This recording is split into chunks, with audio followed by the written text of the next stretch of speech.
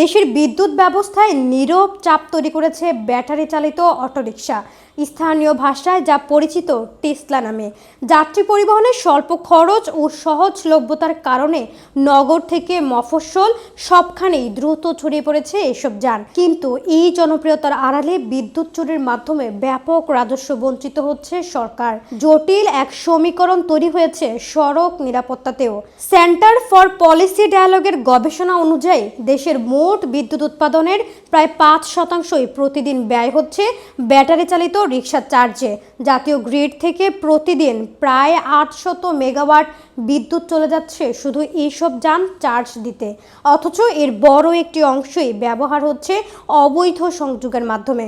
ফলে বিদ্যুৎ ব্যবহারের বিপরীতে সরকারি কোষাগারে জমা পড়ছে না প্রত্যাশিত রাজস্ব।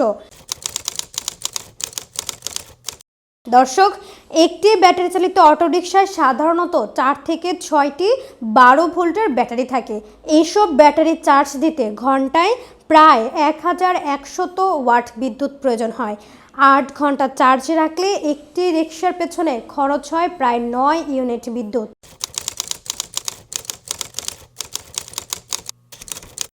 ব্যাটারি চালিত যানবাহনের প্রকৃত সংখ্যা নিয়েও রয়েছে বড় ধরনের তথ্য ঘাটতি। সরকারি সংস্থা বাংলাদেশ বিদ্যুৎ উন্নয়ন বোর্ডের হিসাবে দেশে ব্যাটারি চালিত যানবাহনের সংখ্যা প্রায় 45 থেকে 50 লাখ। তবে সিপিডি ও বাংলাদেশ যাত্রী কল্যাণ সমিতির হিসাবে এই সংখ্যা প্রায় 60 লাখ। এই বিশাল বহরের মধ্যে শুধু রাজধানী ঢাকাতে প্রায় 20 লাখ ব্যাটারি চালিত রিকশা চলাচল করছে বলে জানিয়েছে সংশ্লিষ্টরা। অবৈধ সংযোগের কারণে সরকার শুধু বিদ্যুৎ হারাচ্ছে বিপুল পরিমাণ রাজস্বও। সংশ্লিষ্ট গবেষণার তথ্য মতে এই খাতের অবৈধ সংযোগের কারণে বছরে প্রায় 4000 কোটি টাকার রাজস্ব হারাচ্ছে সরকার।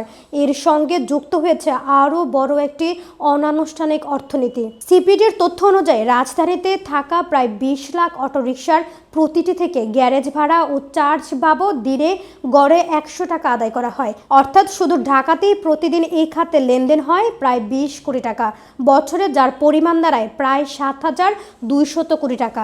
দেশজুড়ে একই ধরনের লেনদেন বিবেচনায় নিলে গ্যারেজ ও চার্জ কেন্দ্রিক এই অবৈধ অর্থনীতির আকার বছরে প্রায় 21,000 কোটি টাকা পর্যন্ত পৌঁছাতে পারে। দেশজুড়ে একই ধরনের লেনদেন বিবেচনায় নিলে গ্যারেজ ও চার্জ কেন্দ্রিক এই অবৈধ অর্থনীতির আকার বছরে প্রায় 21,000 কোটি টাকা পর্যন্ত পৌঁছাতে পারে। অর্থাৎ টেসলা এখন শুধু একটি যানবাহন নয়, এর চারপাশে গড়ে উঠেছে গ্যারেজ, চার্জিং, বডি তৈরি, যন্ত্রাংশ আমদানি এবং বিভিন্ন পর্যায়ের লেনদেনকে ঘিরে বিশাল এক অর্থনৈতিক বলয়। দ্রুত যাতায়াত, সহজলভ্যতা এবং তুলনামূলক কম ভাড়ার কারণে প্রায় 82% যাত্রী ব্যাটারি চালিত রিকশাকে প্রধান বাহন হিসেবে ব্যবহার করেন বলে গবেষণায় উঠে এসেছে। এই খাতের সঙ্গে প্রত্যক্ষ ও পরোক্ষভাবে প্রায় 60 লাখ চালকের পরিবার জড়িয়ে আছে। তাদের অনেকের জীবিকা নির্ভর করছে এই যানটির ওপর। ফলে হঠাৎ করে ব্যাটারি চালিত রিকশা বন্ধ করে দেওয়া হলে বিপুল সংখ্যক মানুষের জীবিকা সংকট পড়ার আশঙ্কা রয়েছে। এখানেই তৈরি হয়েছে সরকারের জন্য সবচেয়ে বড় নীতিগত চ্যালেঞ্জ। একদিকে বিদ্যুৎ চুরি ও অবৈধ অর্থনীতি বন্ধ করা, অন্যদিকে লাখ লাখ মানুষের জীবিকা ও সাধারণ মানুষের সাশ্রয়ী যাতায়াত নিশ্চিত করা।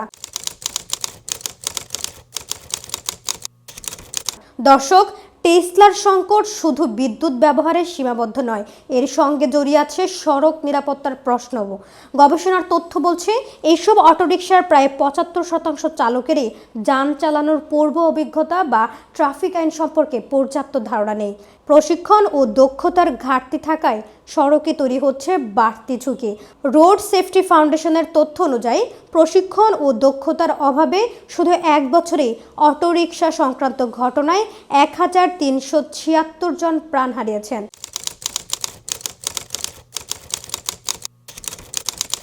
বিশেষজ্ঞদের মতে বাস্তবতা হলো ব্যাটারি চালিত রিক্সা একদিনে দেশের সড়ক থেকে সরিয়ে দেওয়া সম্ভব নয়, কারণ এর সঙ্গে জড়িয়ে আছে বিশাল জনগোষ্ঠীর জীবিকা এবং সাধারণ মানুষের দৈনন্দিন যাতায়াত। তাই প্রয়োজন নিষেধাজ্ঞার পরিবর্তে একটি সমন্বিত নিয়ন্ত্রণ ব্যবস্থা। একই সঙ্গে অবৈধ যন্ত্রাংশ আমদানিকারক, রিক্সার বডি প্রস্তুতকারক এবং বিদ্যুৎ চুরির সঙ্গে জড়িত সিন্ডিকেটের বিরুদ্ধেও কঠোর ব্যবস্থা নেওয়ার প্রয়োজন রয়েছে। বুয়েটের অধ্যাপক ডক্টর হাদিউজ্জামান বলেন, অবৈধ হলেও চালকের চাঁদা দিয়েই সড়কে গাড়ি চালাচ্ছেন। ঘাটে ঘাটে বিশাল এক অর্থনীতি জড়িয়ে আছে। তাই এই খাত নিয়ন্ত্রণ করতে হলে সরকারকে অত্যন্ত কৌশলী হতে হবে।